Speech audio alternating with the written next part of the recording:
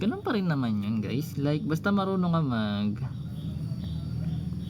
mag fraction, operation ng fraction, basic na lang yun.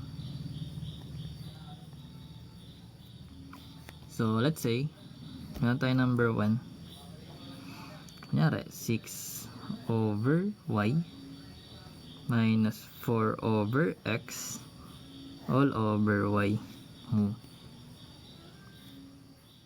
So madali lang yan kasi solve mo muna yung numerator mo. So isa-isay natin.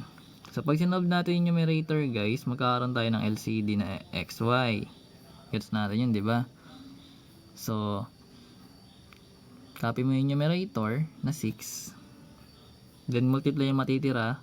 Pag tinakpan mo yung y, may matitirang x. So copy mo yung x dito.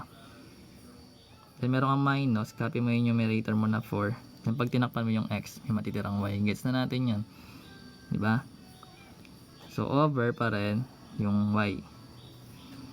So ngayon simplify muna natin to guys na nasa taas. So ito, yung 6 times x, ang hirap, that is 6x.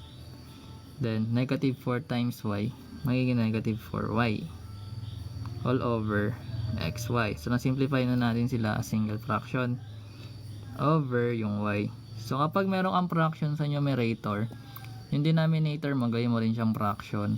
So ano bang magiging ano bang lalagay natin dito para maging fraction siya?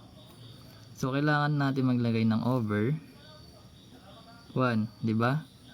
So yung y over 1, that is still y. Remember that. Okay? Then kapag fraction na sila parehas, multiply mo lang yung numerator mo sa denominator mo sa denominator. So magkakaroon ka ng numerator times 1. So numerator natin yung magiging 6x minus 4y pa rin. Kasi times 1 eh. So wala namang magbabago dun.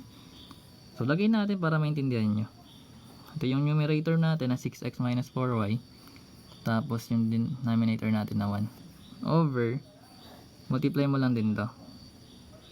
So magkakaroon ka doon ng xy times yung y mo. Then simplify mo na. So yung 6x minus 4y magiging times 1, magiging 6x minus 4y pa rin. Then yung 6y times y, anong kakalabasan yan? Eh di xy squared. So ayun, di naman mahal lang masimplify yan eh. Ito na yung pinakasagot niyan, diba? So ganun siya ginagawa. Ay number 1 natin. So galing dito, ito na yung sagot natin. Gets yun? Tundan? Hindi. Malaki dyan. Next.